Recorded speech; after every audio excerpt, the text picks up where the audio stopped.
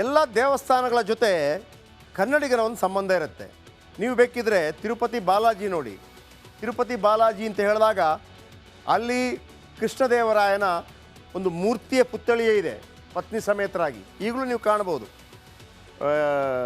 ಯಾವುದು ನೀವು ತಿರುಪತಿಗೆ ಎಂಟ್ರಿ, ದೊಡ್ಡ ಬಾಗಿಲಿಂದ ಎಂಟ್ರಿ ಕೊಟ್ಟಾಗ ಲೆಫ್ಟ್ ಮತ್ತು ರೈಟಲ್ಲಿ ಇಟ್ಟಿದ್ದಾರೆ.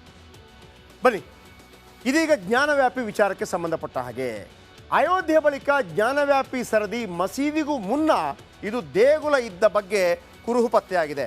ಇದು 17ನೇ ಶತಮಾನದಲ್ಲಿ ಔರಂಗಜೇಬನಿಂದ ನಾಶ ಆಯಿತು. 17ನೇ ಶತಮಾನ ನೆನಪಿಟ್ಕೊಳ್ಳಿ. ಅಯೋಧ್ಯೆ ರಾಮ ಮಂದಿರ ಬಾಬರ್ ಕಾಲದಲ್ಲಿ 15ನೇ ಶತಮಾನ, ಇದು 17ನೇ ಶತಮಾನ. ಔರಂಗಜೇಬನ ಕಾಲದಲ್ಲಿ ಅಯೋಧ್ಯೆಯಲ್ಲಿದ್ದಂಥ ಇನ್ನಿತರ ಮಂದಿರಗಳು, ಸ್ವರ್ಗದ ಬಾಗಿಲು, ಇನ್ನಿತರ ಕೆಲವು ಮಂದಿರಗಳು ಔರಂಗಜೇಬ್ ಕಾಲದಲ್ಲೂ ಕೂಡ ನಾಶವಾಗಿತ್ತು. 2-3 ಮಂದಿರಗಳು. 839 ಪುಟಗಳ ಸರ್ವೆಯಲ್ಲಿ ಮಾಹಿತಿಯನ್ನು ಒದಗಿಸಿದ್ದಾರೆ.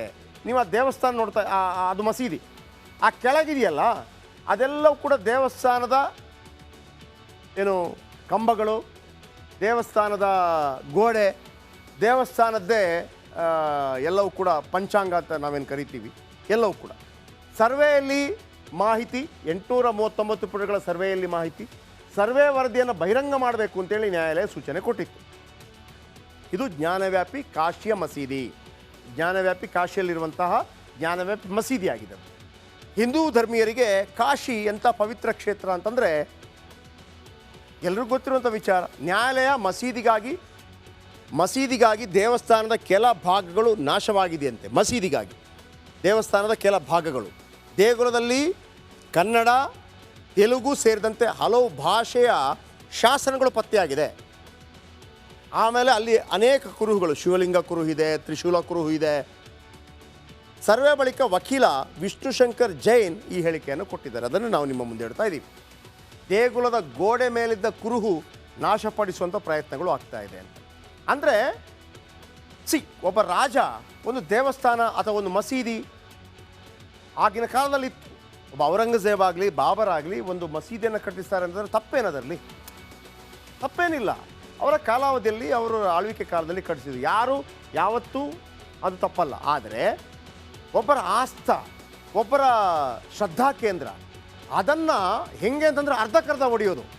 ಅರ್ಧಕ್ಕರ್ಧ ಹೊಡೆದುಬಿಟ್ಟು ಅದೇ ನಿಮ್ಮ ಪಂಚಾಂಗ, ಅದೇ ನಿಮ್ಮ ಗೋಡೆ, ಅದರ ಮೇಲೆ ಒಂದು ಗುಂಬಜು ಮಾಡಿಬಿಡೋದು. ಆಗೇನಾಗುತ್ತೆ, ಅದನ್ನು ನಂಬಿಕೊಂಡು ಬಂದವ್ರಿಗೆ ನೋಡಿ, ನೀವು ಹೇಳ್ತಾ ಇದ್ರಲ್ಲ ಇದು ನಿಮ್ಮ ಶ್ರದ್ಧಾ ಕೇಂದ್ರ ಎಲ್ಲ ಕೊಡ್ತಾ, ಏನಿಲ್ಲ ಇದರಲ್ಲಿ, ಏನಿಲ್ಲ. ಆ ರೀತಿ ಘಾಸಿ ಮಾಡುವಂಥದ್ದು. ಹೀಗೆ ಸಾವಿರಾರು ದೇವಸ್ಥಾನಗಳಾಗಿದೆ. ಅವೆಲ್ಲವನ್ನು ಬಿಟ್ಟು ಬಿಡೋಣ ಅಂತೇಳಿ ಅಶೋಕ್ ಸಿಂಘಾಲ್ ಒಂದು ಸಂಧಾನದಲ್ಲಿ ಹೇಳ್ತಾರೆ. ಆದರೆ ನಮಗೆ 3 ದೇವಸ್ಥಾನಗಳನ್ನು ಬಿಟ್ಟು ಕೊಡಿ. ಈಗಲೂ ನಮಗನ್ಸುತ್ತೆ ಕಾಶಿಗೆ, ಮಥುರೆಗೆ, ಅಯೋಧ್ಯೆಗೆ ಹೋದಾಗ ಇಲ್ಲಿ ಬಹುಸಂಖ್ಯಾತ ಹಿಂದೂಗಳಿರುವಂಥ ರಾಷ್ಟ್ರದಲ್ಲಿ ಇಷ್ಟೊಂದು ಭಯಪಟ್ಟುಕೊಂಡು ಹೋಗಬೇಕಾ? ಯಾಕೆ ಹೋಗಬೇಕು? ಸೌದಿ ಅರೇಬಿಯಾದಲ್ಲಿ ಮದೀನಾ ಇದೆ, ಮಕ್ಕಾ ಇದೆ. ಅಲ್ಲಿಗೆ ಮುಸ್ಲಿಮರು ಸಂಭ್ರಮದಿಂದ ಹೋಗ್ತಾರೆ, ಹೋಗಲೇಬೇಕಾದಲ್ಲಿ ತಪ್ಪೇನು? ಹಾಗೆಯೇ ಭಾರತದಲ್ಲಿ ಅವರ ಶ್ರದ್ಧಾ ಕೇಂದ್ರಕ್ಕೆ ಯಾಕಿಂಥ ದಾಳಿಗಳಾಯಿತು? ಹಿಂದೂಗಳೆಲ್ಲಾದರೂ ಮತ್ತೊಂದು ಶ್ರದ್ಧಾ ಕೇಂದ್ರದ ಮೇಲೆ ದಾಳಿ ಮಾಡಿದಂಥ ಇತಿಹಾಸಗಳಿದೆಯಾ? ಎಲ್ಲೂ ಇಲ್ಲ. 32 ಶಾಸನಗಳ ಪೈಕಿ ಕನ್ನಡದ ಶಾಸನವೂ ಕೂಡ ಇದೆಯಂತೆ. ಮತ್ತೊಮ್ಮೆ ನಿಮಗೆ ತೋರಿಸ್ತೀನಿ ಇನ್ ಡೀಟೇಲ್ ಆಗಿ. ಅಯೋಧ್ಯೆ ಬಳಿಕ ಇದೀಗ ಜ್ಞಾನವ್ಯಾಪಿ ಸರದಿ. ಮಸೀದಿಗೂ ಮುನ್ನ ಇಲ್ಲಿ ದೇಗುಲ ಇತ್ತು ಅನ್ನುವಂಥ ಕುರುಹು ಪತ್ತೆಯಾಗಿದೆ. 839 ಪುಟಗಳ ಸರ್ವೆಯಲ್ಲಿ ಮಾಹಿತಿ ಬಹಿರಂಗವಾಗಿದೆ. ಸರ್ವೆ ವರದಿ ಬಹಿರಂಗ ಮಾಡೋದಕ್ಕೆ ನ್ಯಾಯಾಲಯ ಸೂಚನೆ ಕೊಟ್ಟಿತ್ತು.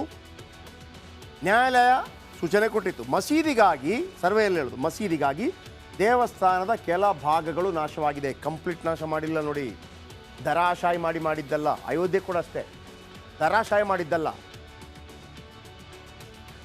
ಕೆಳಗೆ ಹಾಕ್ತೀವಲ್ವ, ಏನಂತ ಅದಕ್ಕೆ ಪಂಚಾಂಗಕ್ಕೆ, ಅದು ಮತ್ತು ಗೋಡೆ, ಅದು ಮಾತ್ರ ಹಂಗೆ ಇರೋದು. ಮೇಲ್ಭಾಗದನ್ನು ಕತ್ತರಿಸ್ಬಿಟ್ಟು ಅಲ್ಲಿ ಒಂದು ಗುಂಬಜು ಮಾಡಿಬಿಡೋದು. ನೋಡಿ ಅಲ್ಲಿ ಅದು ನೀವು ಕಾಣ್ತಿರುವಂಥದ್ದೇ ಅದು ದೇವಸ್ಥಾನ.